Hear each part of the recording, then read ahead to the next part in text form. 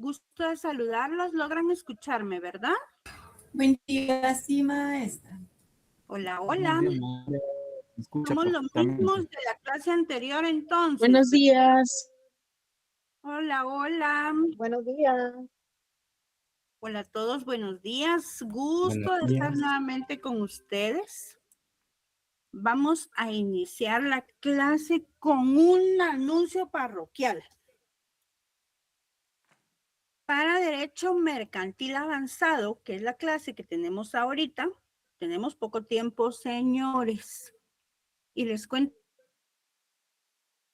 preciosísima.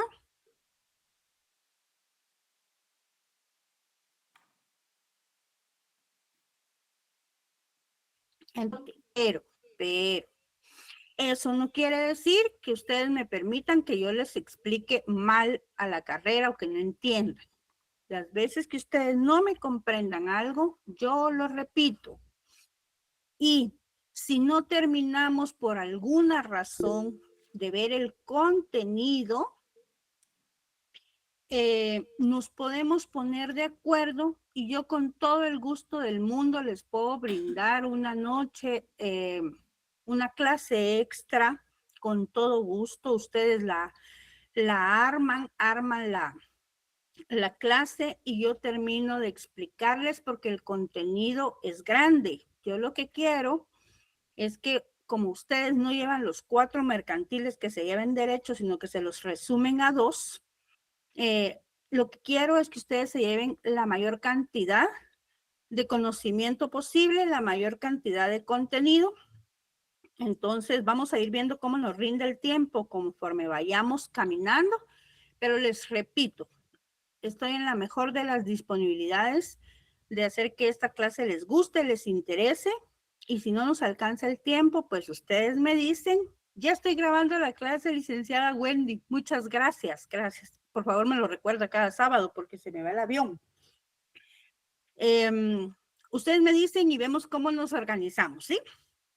Muy bien. Dicho lo anterior, y en el entendido que ya somos viejos amigos, vamos a iniciar la clase sin más preámbulos. Derecho mercantil avanzado para ustedes, señores magistrandos. Muy bien, ¿con qué vamos a iniciar? Esta clase tiene tanto contenido, pero hay unas cosas que en la clase de Derecho internacional, perdón, de Derecho Mercantil Intermedio no vimos. ¿Cómo es el registro mercantil de la República? Que es algo base para ustedes, ¿verdad? Ya no estuvimos el tiempo. Entonces lo vamos a ver someramente porque ustedes van a tener relación con el registro mercantil. Y del registro mercantil vamos a ver rápidamente los principios que comprende todo lo que es la operación registral mercantil. Estos principios son el principio de inscripción, de publicidad, de fe pública, de rogación, de determinación, de legalidad, de prioridad y de tracto sucesivo. Muy bien. Ustedes si llevaron derecho mercantil intermedio conmigo, pues ya tienen el material. Lo que no quita que yo lo vuelva a enviar al grupo esta vez, porque a todos nos puede pasar algo con el material. Ustedes vuelven a meterme ya en el grupo de Derecho Mercantil Avanzado y yo ahí les envío todo lo que vamos a utilizar, que es básicamente este material y los libros de René Arturo Villegas Lara. Muy bien. Este registro mercantil, al igual que los registros que componen el Estado de Guatemala, es sumamente importante y este registro pues va a velar por la inscripción de nuestros bienes, no bienes inmuebles en sí, sino nuestras empresas, nuestras inversiones, acciones y lo demás. Así como porque dentro del registro mercantil está el registro de propiedad intelectual, que ese definitivamente no lo vamos a ver porque propiedad intelectual debe de ser un curso por separado por la amplitud que tiene, pero vamos a ver someramente algunas cosas que no pueden ustedes dejar de conocer. Bueno, hablábamos de los principios que rigen el registro mercantil y el principio de inscripción es el primero. ¿Por qué? Porque la ley nos indica que está sujeto a registro, que todo lo que está sujeto a registro va a producir efectos firmes frente a terceros desde el momento en que esa inscripción se registra dentro del libro que le corresponde. Por eso es el principio de inscripción. Una vez que algo se registra en el libro que le corresponde, se inscribe en el libro que le corresponde, desde ese momento se van a producir efectos ciertos y firmes para terceros o frente a terceros. Efectos jurídicos, legales, civiles, materiales, intelectuales, personales, con todo lo que esto pueda conllevar. El siguiente principio es el principio de publicidad, el que nos dice que todo lo que consta en el registro produce efectos ante terceros y nadie puede argumentar como defensa que desconoce los datos inscritos, aún en el caso de que de verdad sea cierto que los desconozca, pero no puede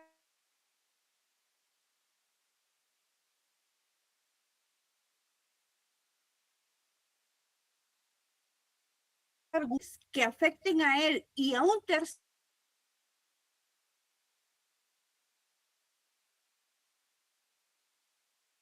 todas aquellas publicaciones que obliga la ley a hacer de todos los actos inscribibles en el registro mercantil. Por eso no se puede alegar desconocimiento de lo que consta en el registro mercantil porque tiene ese principio de publicidad. Es público, ¿verdad?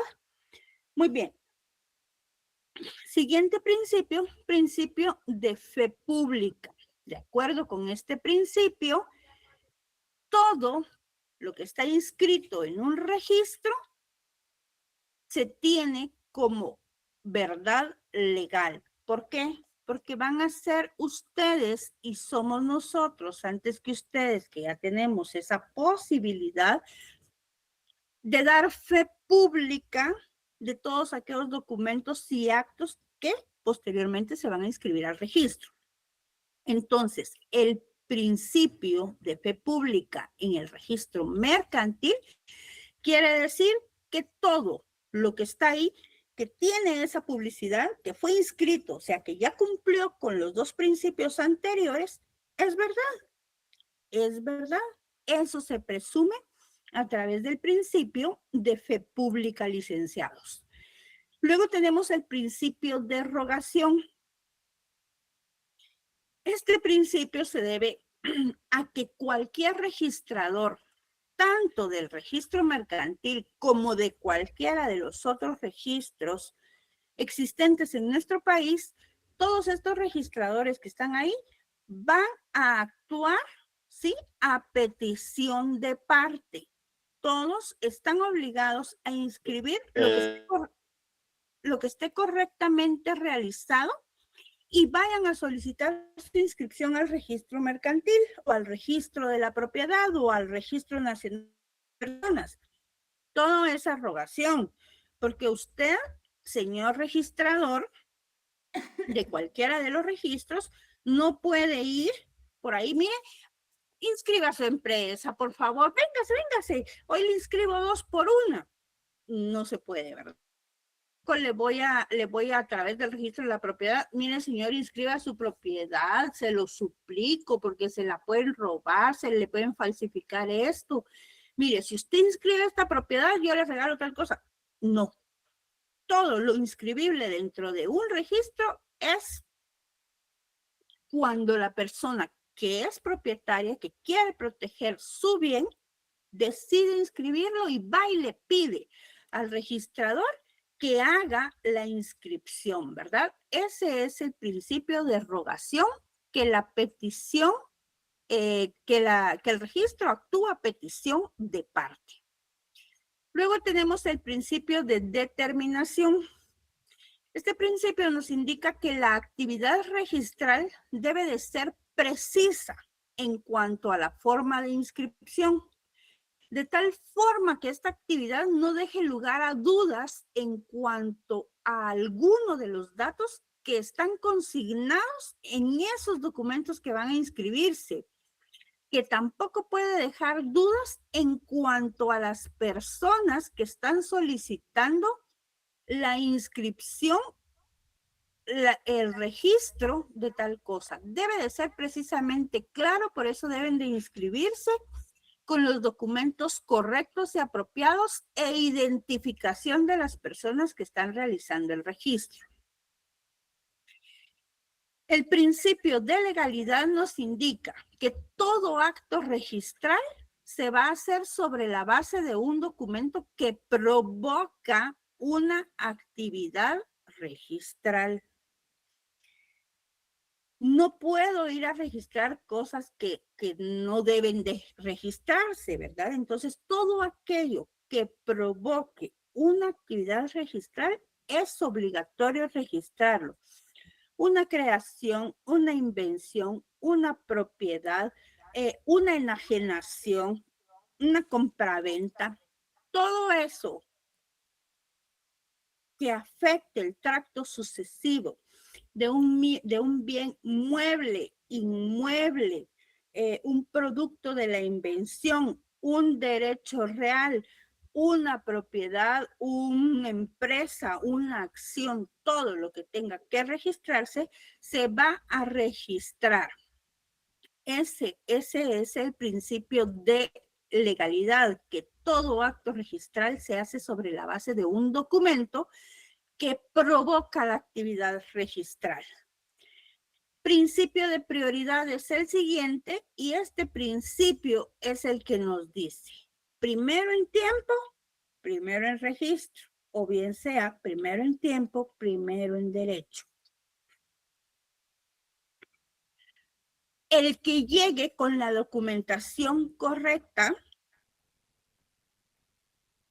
y solicite el registro respectivo, es a quien se le va a hacer el registro y es al quien la ley va a proteger de sus bienes. Obviamente, en esto, como en todos los licenciados, está el derecho que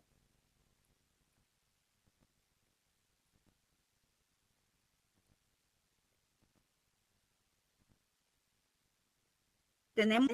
Yo, Evelyn Archila, acudo al registro mercantil y voy a registrar mi empresa, ¿sí? Y llevo todos los documentos legales y se produce el registro. Todo lo llevé bien y se produce el registro. Luego después viene, vamos a ver, el licenciado Carlos Arturo González Rivera, que es el primerito que me aparece aquí en pantalla.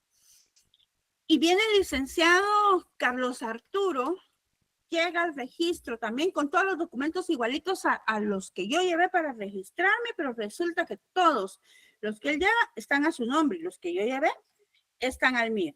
Obviamente el registro me lo hicieron a mí porque yo llegué 10 minutos antes que él y hice los trámites 10 minutos antes que él y sufrí mi proceso 10 minutos antes que él. Primero en tiempo, primero en derecho. Pero existe el derecho de réplica siempre. Resulta que aquí la tramposa fui yo. Yo estuve estudiando y maquinando esto desde hace mucho tiempo. Yo falsifiqué los papeles, conseguí un notario que se prestara, me lo falsificó, logré terminarlo a tiempo y llegué antes que él. Pero él tiene pruebas fehacientes de que yo no estoy haciendo lo correcto. Entonces tiene su derecho de réplica a través de cualquier mecanismo legal, jurisdiccional, penal, civil, el que él tenga a su alcance lo va a aplicar contra mí. Mientras eso sucede, hasta que no llega al registro, un stop, un alto a mi inscripción, yo sigo siendo la de primero en tiempo, primero en derecho. ¿Por qué les digo esto? Porque hay que estar muy atenta, hay que estar muy atento todos ustedes deben de estar muy atentos con lo que sus clientes les pidan, con el manejo de la documentación, con la legalidad que puede tener, la veracidad que pueden tener todos aquellos documentos que se les presenten. Primero, para no hacer caer a sus clientes en un error o para que sus clientes no los hagan caer a ustedes en un error. Porque recuérdense que entre sus clientes y ustedes, el que tiene fe pública es usted. El que tiene fe pública y va a dar esa fe pública es usted. Y esta es una situación un tanto delicada para poner mucha atención. Entonces, el principio de prioridad nos dice primero en tiempo, primero en registro. Luego, y por último, tenemos el principio de tracto sucesivo. Este principio nos dice que la anotación registral se va haciendo en tal orden de sucesión que el último asiento va a tener su base en el asiento anterior. ¿Qué quiere decir? Yo les puedo dar ejemplos del registro de la propiedad, pero les voy a dar exclusivamente el registro mercantil porque los registros en los principios se rigen igual, pero ahorita nos interesa el registro mercantil. Yo, Evelyn Archila, hice mi sociedad, el Patito Feliz S.A., ¿verdad?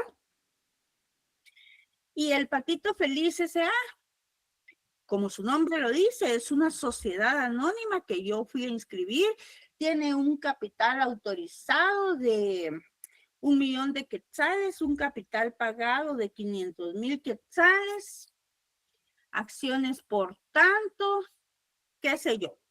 Yo fui a hacer esa inscripción y eso quedó en el registro del registro mercantil, en sus inscripciones. Pasado un tiempo, a mí me fue muy bien con mi empresa, el Patito Feliz, y yo tuve ganancias. Y yo decido aumentar el capital de mi empresa. Entonces, yo voy al registro mercantil y sobre la base del último asiento, del último registro, yo tengo que inscribir. Yo veo, si mi base eran 1,000,000 de quetzales y quiero aumentar 500,000, entonces la base de mi último registro era 1,000,000, yo voy a hacer una escritura de modificación de aumento del capital sobre la base del último registro. Ahora es 1,500,000. Perfecto. Pasados 2 años resulta que ya no me fue tan bien y yo necesito reducir el capital. ¿Se lo voy a reducir a 1,000,000 con que la inscribí inicialmente o al 1,500,000 con que la tengo actualmente? Obviamente, sobre el último registro, 1,500,000, le voy a reducir el capital a tanto. Todo lo que se hace es sobre el último registro. Ese es el principio, licenciados, de tracto sucesivo, que todo asiento va a tener su base en el asiento anterior. Para que entiendan perfectamente el tracto sucesivo, ustedes van al registro de la propiedad e inscriben un bien inmueble, una propiedad de ustedes. La inscribieron, tienen ahí ya garantizada su inscripción, es de ustedes, está registrado. Pero resulta de que ustedes en su propiedad quieren construir qué sé yo qué, pero no les alcanzó la plata y van a hipotecar su propiedad a un banco. El banco tiene la obligación de inscribir esa hipoteca en su propiedad. Entonces, después de que ustedes son los propietarios, se aparece propietario, finca, folio, libro, fulano de tal, abajo le va a aparecer la hipoteca a favor de fulano de tal. Usted sacó su hipoteca por 2, 3 años.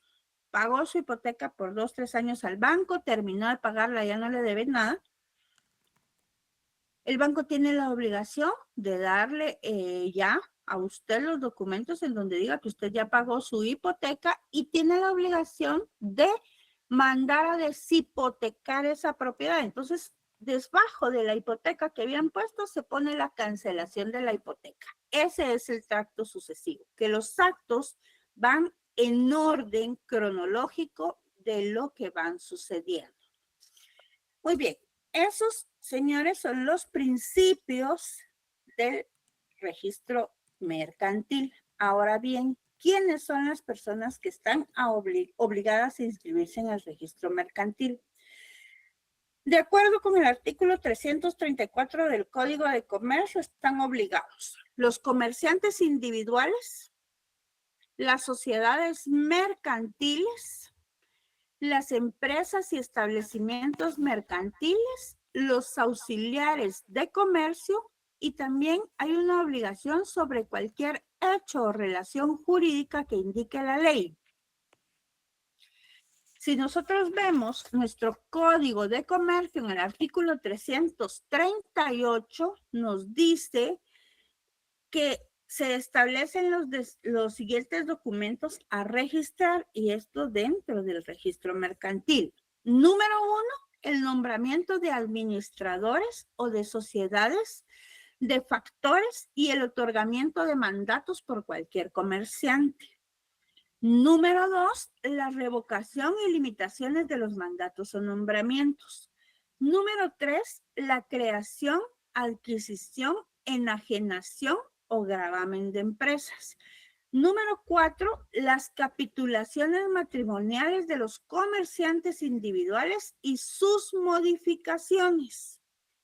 Número 5, también se inscriben las modificaciones de la escritura constitutiva de las sociedades, así como la prórroga de plazo y la disolución y liquidación. Número 6, la constitución, modificación y extinción de derechos reales sobre la empresa. Número 7, cualquier acto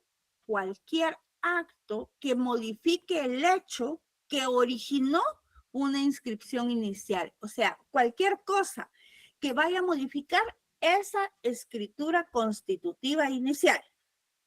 Y por último, se va a inscribir en el registro mercantil cualquier emisión de títulos valores por parte de la sociedad mercantil, acciones y obligaciones que contraiga esa sociedad mercantil.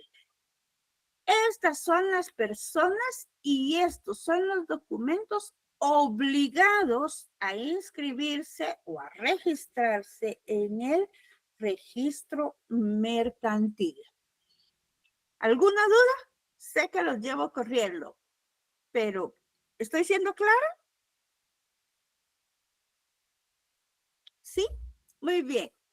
Muchas gracias. Continúo entonces. ¿Cuáles son los requisitos para inscribirse en el registro mercantil? Pues van a haber requisitos diferentes, ¿verdad? Para comerciantes individuales, para empresas o establecimientos, para sociedades mercantiles. Para comerciantes individuales, Dios santo, pero qué cantidad de mensajes de la universidad si estamos dando clases. Bueno.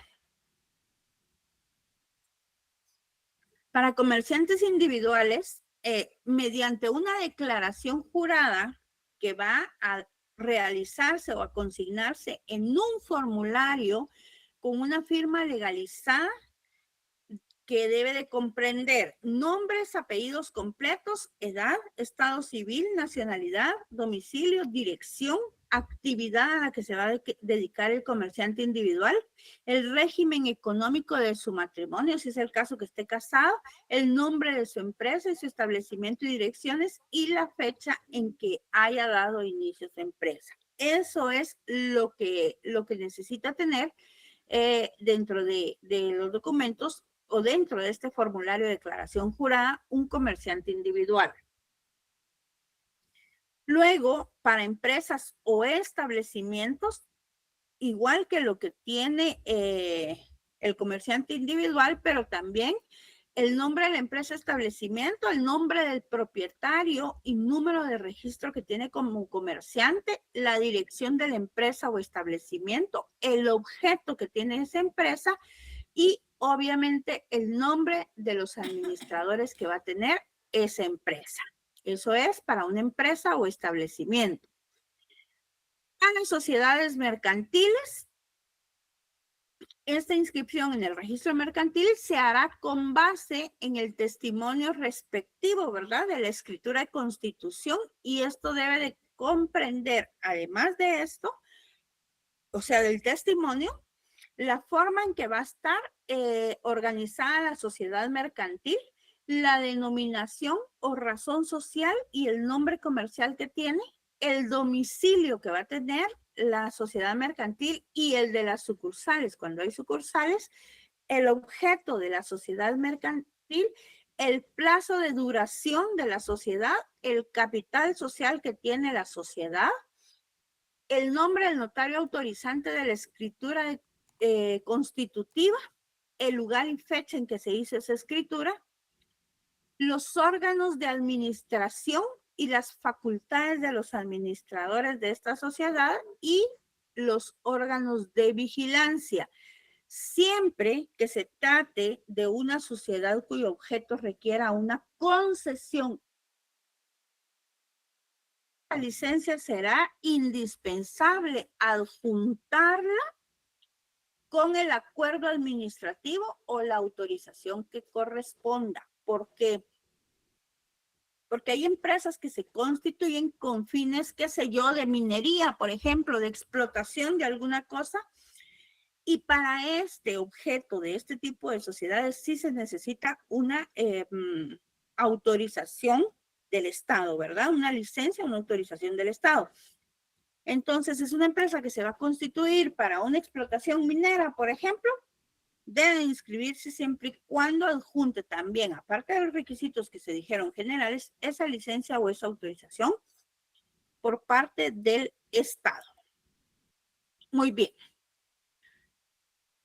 Esto es en cuanto a los requisitos para inscribirse en el registro mercantil. Ahora bien, ¿cuáles son las acciones administrativas y judiciales contra las resoluciones que da el registro mercantil? ¿Por qué necesitamos saber esto? Porque nosotros presumimos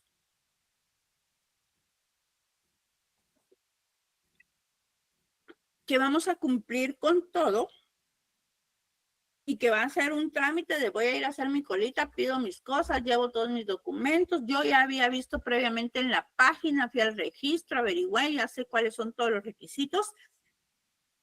Vi todos los requisitos, los cumplo, ahí voy yo con mi tanate de papeles para el registro y todo lo demás. Ya mandé electrónico lo que tenía que mandar y yo voy muy segura que hoy sale mi inscripción. No siempre se da así. Muchas veces el registro nos pone previos a las inscripciones y nos dice previo a subsanar, taca, taca, taca, taca. Y ahí voy yo de regreso a mi oficina, subsano, adjunto, quito y ahí voy de regreso. Pero a todas estas acciones administrativas y judiciales, a todas estas acciones de registro mercantil, nosotros podemos tener acciones administrativas y judiciales para responder a los previos o a todas estas decisiones administrativas que tiene el registro mercantil cuando, de conformidad con la ley, nosotros sentimos que están violando nuestro derecho de registro o que están violando cualquiera de nuestros derechos a través de esas resoluciones. Entonces, contra todas esas calificaciones que hace el registrador, las acciones o la acción que podemos tener es una reclamación directa ante un juez de primera instancia de lo civil jurisdiccional cuando se trata de actos y resoluciones, ¿verdad? Las reclamaciones por el procedimiento, las reclamaciones se van a tramitar por el procedimiento de los incidentes. Y ellos van a decidir y van a girar las instrucciones al registro mercantil en el caso de que esté, o a cualquiera de los registros, en el caso que estén violentando un derecho. O me van a decir a mí, no al lugar, cumpla con lo que el determinado registro le está requiriendo para poder hacer la inscripción respectiva, ¿verdad? Muy bien. Vamos bien con tiempo. ¿Alguna duda? Porque voy a pasar a dar un vistazo así, a ojo de águila, a la protección jurídica de la libre competencia. ¿Alguna duda, licenciados? En mi caso, todo bien, estimada maestra. Perfecto, licenciado Carlos Danilo. Entonces, ya vimos el registro mercantil, ¿sí? Ya vimos cuáles son todos los principios que rigen el registro mercantil, ya vimos quiénes son las personas obligadas a inscribirse en el registro mercantil, así como los documentos obligados a inscribir también. Vimos los requisitos para inscribirse en el registro mercantil, tanto de las personas individuales, de los establecimientos, de las sociedades comerciales, y vimos las acciones administrativas y judiciales contra las resoluciones del registro mercantil. Entonces, ahorita vamos a ver un poquito de la protección jurídica ante la libre competencia. Para nosotros asegurar el bienestar común, tiene que existir en todo mercado una libre competencia. Recordemos que la misma ley prohíbe los monopolios, ¿sí? Prohíbe los monopolios porque van en detrimento de la economía de las personas. ¿Qué sucede con una persona que tiene un monopolio de algo? Tiene un monopolio de algo, es el único que puede ofrecerlo al mercado. Esa persona va a abusar, va a hacer de ese producto lo que se le dé la gana.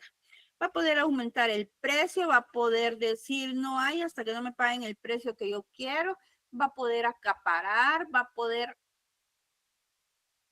incluso restringir al mercado de ciertas cosas porque mantiene un monopolio. Entonces la ley prohíbe los monopolios y la ley trata de fomentar la libre competencia, porque la libre competencia obviamente nos lleva a una accesibilidad dentro de los precios. ¿Qué sucedía? Por ejemplo, cuando en Guatemala entraban una o dos marcas de carros, por darles un ejemplo cualquiera, una o dos marcas de carros. Muchas personas no tenían carro, porque solo esas marcas sí era imposible acceder a un vehículo. Desde que hay más marcas de carros y estas marcas de carros, yo no estoy diciendo que sean buenas o malas, pero desde que estas marcas de carros han entrado a ese mercado, a competir a ese mercado de las grandes marcas que tienen anterioridad y que tienen una trayectoria, para poder competir en ese mercado han tenido que hacer concesiones, ¿verdad? Estas concesiones quiere decir, bueno, yo voy a sacar un vehículo como aquel, un vehículo de 4 ruedas, gasolina, esto, lo otro, pero lo que voy a hacer es que voy a ponerle un motor más pequeño para que consuma menos combustible. No le voy a poner estas cosas de este lujo de este material, le voy a poner algo duradero, pero de un material más económico, de tal forma que yo mi producto pueda sacarlo al mercado a un menor precio. Todos los que no podían acceder a lo anterior están accediendo a este, que sí sus posibilidades le da, porque hay una libre competencia. Yo voy a escoger en el mercado lo que yo quiero comprar al precio que yo lo puedo pagar. Porque definitivamente, si no hay una libre competencia y solo hay un determinado artículo, insumo, producto a un precio que es inalcanzable para mí, pues simplemente no lo tengo, ¿verdad? Porque no me lo puedo pagar. Entonces, esta libre competencia que existe es uno de los pilares fundamentales del tráfico comercial en una economía de mercado, sobre todo en una economía de mercado propia del sistema capitalista, ¿verdad? ¿Significa esto entonces que los comerciantes desarrollan su actividad mercantil haciéndose competencia entre sí, entendiendo, sí, claro, la competencia como esa facultad de ofrecer bienes y servicios al sujeto destinatario. Esa facultad de hacer atractivos los bienes y servicios para el destinatario, que es quien lo va a comprar. A esa facultad se le conoce como libertad de competencia.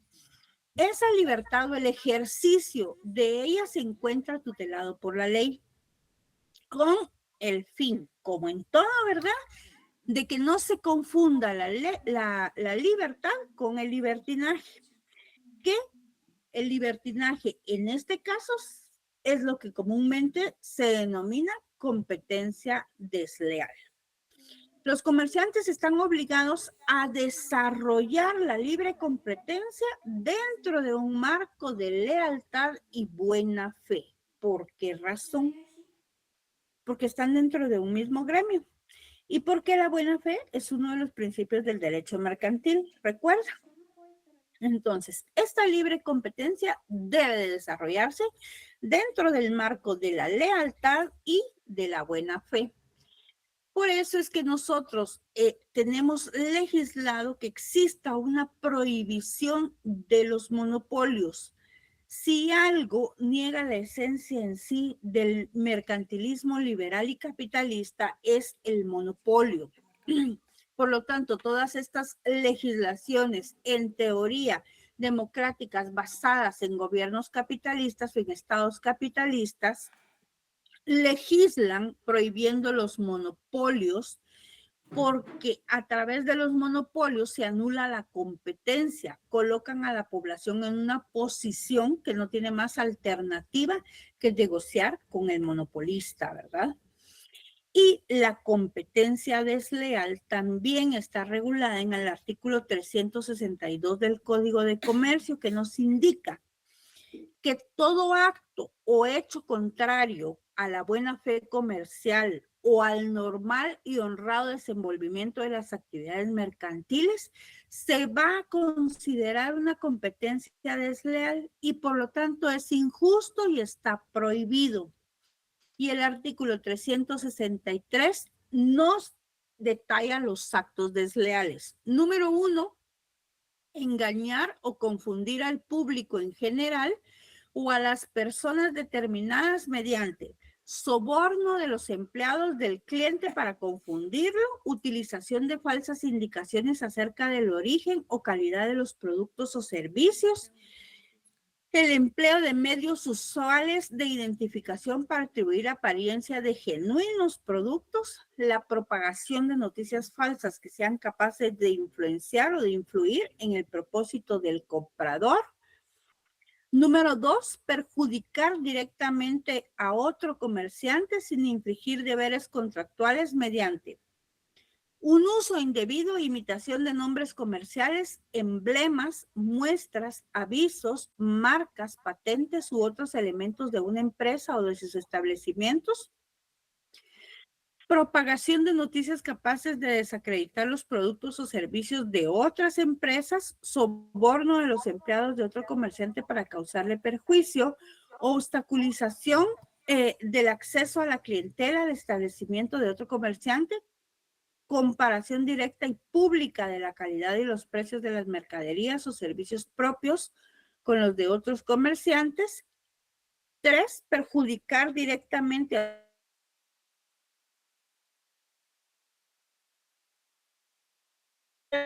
de los actos similares encaminados directa o indirectamente a desviar la clientela de otro comerciante. ¿Sí? Eso nos dice el Código de Comercio. Dice, la acción de competencia desleal podrá ser entablada en la vía ordinaria por cualquier perjudicado, asociación gremial o ante el Ministerio Público. La resolución que declare la existencia de actos de competencia desleal dispondrá la suspensión de dichos actos, las medidas necesarias para impedir sus consecuencias y para evitar su repetición y el resarcimiento de daños y perjuicios. Entablada la acción, el juez podrá disponer las providencias cautelares que juzgue oportunas para proteger adecuadamente los derechos del público y consumidor y de los competidores, siempre que el actor otorgue la debida garantía. Dichas providencias de la mercadería infractora, la suspensión de los actos o el retorno de las cosas al estado que guardaban. Eso nos lo está diciendo a nosotros, obviamente, el Código de Comercio, que de ahí lo estoy sacando, no me lo estoy inventando.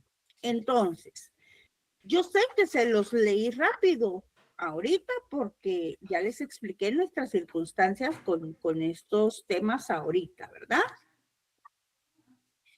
Pero de una vez les digo sus artículos obligatorios a leer ahorita en Derecho Mercantil Avanzado, ¿sí?